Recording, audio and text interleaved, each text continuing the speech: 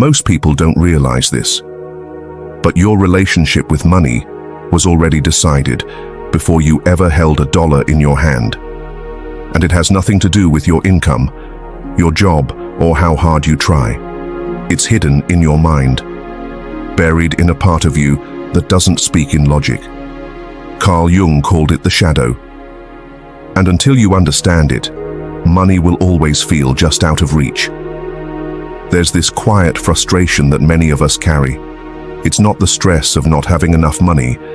It's the confusion of doing everything right and still feeling stuck. Working hard, trying to stay positive, repeating affirmations, reading the books. And yet life still feels like a financial treadmill. Like no matter how far you run, you're still in the same spot. And maybe no one sees it on the outside, but on the inside, it can feel like something's broken, but it's not you, and it's not your mindset, or your effort, or your discipline. It's something far more subtle, something psychological. What if I told you that your current financial reality isn't just a result of what you do, but of what you unconsciously believe you're allowed to have? Most of us carry hidden scripts, old emotional imprints about money. We picked them up before we had language to understand them. Maybe you heard things like, money doesn't grow on trees, or rich people are greedy, or we can't afford that. Even if you don't consciously agree with those ideas anymore, that doesn't mean they stopped running in the background.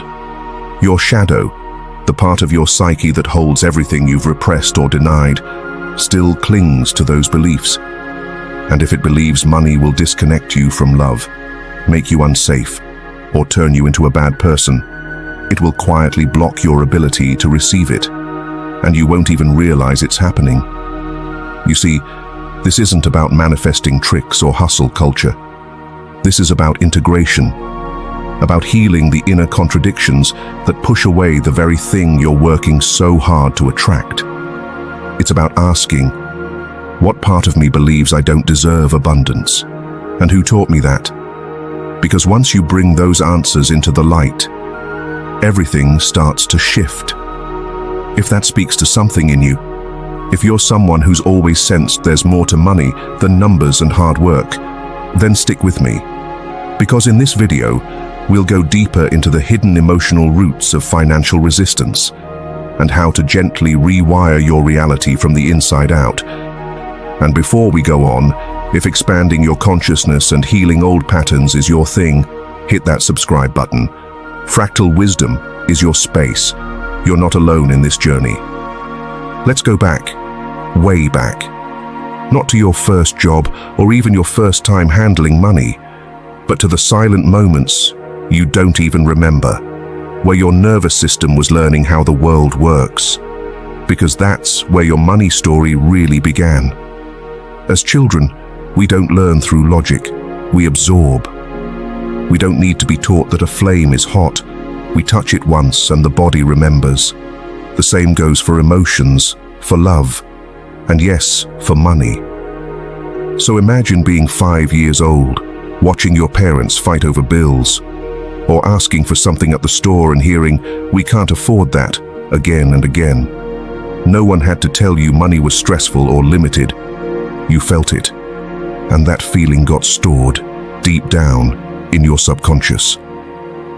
Now here's the thing, Carl Jung was really trying to show us. We don't create our beliefs, we inherit them. We soak them in from the emotional environment around us, especially during our early, most sensitive years. And unless we've consciously questioned them, they still live in us. You might be an adult trying to build wealth now, but part of you is still 5 years old, sitting in the back seat, listening to grown-ups stress about money, learning that money means anxiety, conflict, maybe even abandonment.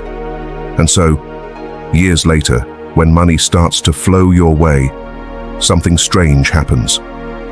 You feel anxious, you sabotage, you accidentally overspend, undercharge, or avoid the very things that would bring abundance closer. It's not a mindset issue, it's a nervous system issue. Your body is just trying to protect you from what it thinks is dangerous. That's the paradox.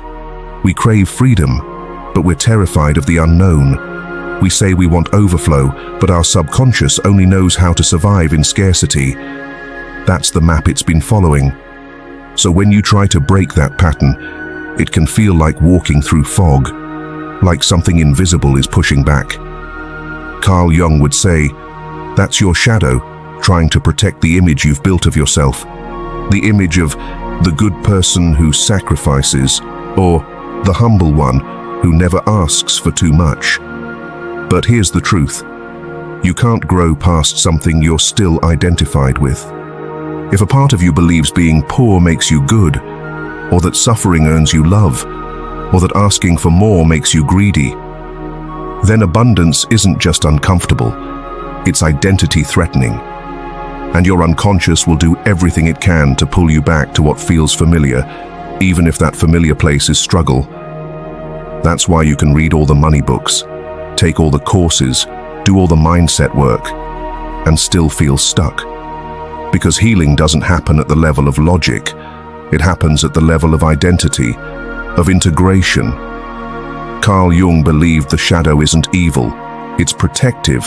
It holds the parts of you that got rejected, misunderstood, or shamed, and so it hides them away, not to harm you, but to keep you safe. According to the rules you once learned, if you grew up in a home where being too much got you punished or ignored, your shadow might have hidden your ambition. If money caused chaos, your shadow might have decided it's safer to push it away than to risk conflict. It's not sabotage, it's safety. But here's the cost. The more you push those parts down, the more life feels stuck in neutral. You're moving, but not arriving. Trying, but not receiving. Healing begins when you stop fighting the shadow and start listening to it. Now let's shift something. Instead of asking, why am I so bad with money? Try asking, what part of me believes money isn't safe? And what is it trying to protect me from? You might be surprised by what shows up. Sometimes it's a scared little kid who just wants to keep the peace. Sometimes it's an inner critic that thinks rejection will hurt less if you stay small and unseen. These parts aren't wrong. They're outdated. They were formed during a different chapter of your life, a time when your nervous system made the best choices it could with the information it had. But you're not that person anymore, and that's where the opening begins. So how do you actually begin to shift this?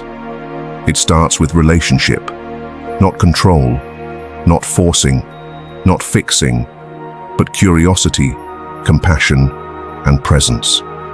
When a part of you resists money, don't judge it, don't override it. Just pause, get still, ask it, what do you need me to understand? Write it down. Listen like it's a child telling you its truth. You might discover it's been trying to protect you from being judged, or from being seen as selfish, or from becoming like someone you swore you'd never be. Now, pause here. If that part could trust that you see it, and you love it anyway, what would change? Because that's the doorway. When the shadow feels acknowledged, not shamed, not banished, it starts to soften.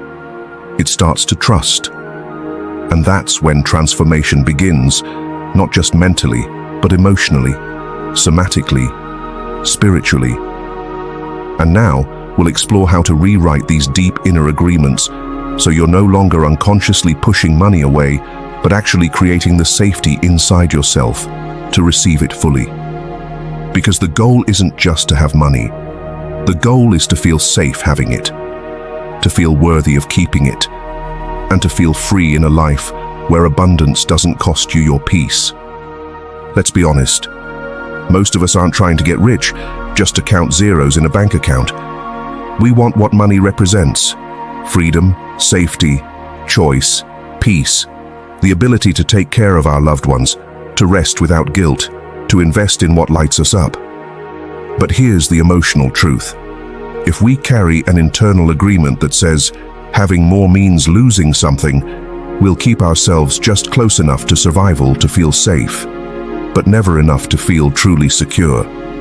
This is what Carl Jung meant when he said, People will do anything, no matter how absurd, to avoid facing their own souls. So let's face it, gently and lovingly. Let's look at the part of you that still thinks abundance isn't safe. Start by asking, what are the unspoken rules I've been living by when it comes to money? Some examples you might uncover. If I have more, others will have less. If I become wealthy, people will expect too much from me. If I succeed, I'll be alone. If I receive too much, I'll lose myself. These beliefs often live below the surface. They feel like emotional instincts, not thoughts you choose, but truths you feel. And because they live in your subconscious, you obey them like a sacred contract, even when they keep you small. The key to rewriting these? First, bring them into the light. Then, offer them an upgrade. Ask, what could I believe now if I were truly free to choose? Instead of, having more makes me greedy, how about, having more allows me to give more, rest more, and create more beauty in the world? Instead of, I'll be judged, how about, the right people will celebrate my success, and the ones who don't were never safe to begin with. And this isn't about plastering over fear with fake positivity, it's about renegotiating with your nervous system, rebuilding inner trust. So now let's talk about how to actually feel safe with money, not just think about it. Because again, this isn't just mental, it's somatic. Your body has memory, your nervous system has its own language. And to shift your relationship with money, you have to teach your body that abundance is safe now. Here's how to start. Number 1, micro rehearsals. Spend 5 minutes a day visualizing yourself receiving more. But don't just see the number, feel the experience. Imagine opening your account and seeing a balance you've never seen before. Watch your breath. What changes? Do you feel relaxed or tense? Whatever comes up is a clue. If you feel discomfort, don't fight it. Breathe into it.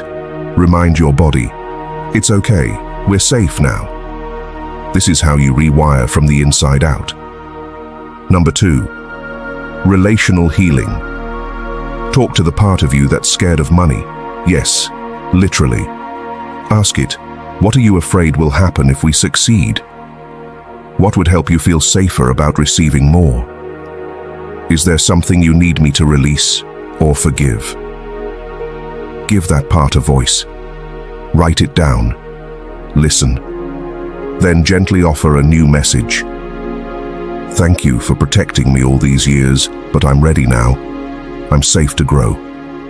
Number 3, surround yourself with new evidence. Your environment reflects and reinforces what you believe. Start spending time around people, online or in real life, who are abundant, generous, and emotionally healthy. People who normalize thriving without guilt. Let your nervous system get used to that energy. Your shadow doesn't need more shame. It needs new examples of what's possible. This isn't about becoming someone else. It's about becoming more yourself. The version of you that was buried under old stories. The one who isn't afraid to shine, to be supported, to have more than enough. Because abundance isn't just about income, it's about feeling relaxed in your skin. It's about saying yes to your needs without shrinking. It's about building a life that reflects your worth, not your wounds. Carl Jung said, the privilege of a lifetime is to become who you truly are. And maybe money is just one path into that deeper becoming. So, as we close this journey, ask yourself, what am I ready to stop apologizing for? What part of me is finally ready to be free? You don't need to force your way into wealth. You need to feel worthy of receiving it. And that begins now. If this video helped you feel seen, if it unlocked something quiet but powerful, don't keep it to yourself. Share it. Send it to someone whose heart needs this message. And subscribe to Fractal Wisdom if you're walking the path of mental, emotional, and spiritual healing. This is a space where your depth is welcome, your journey matters, and your abundance is sacred. You're not broken, you're remembering who you are. And that is where the real wealth begins.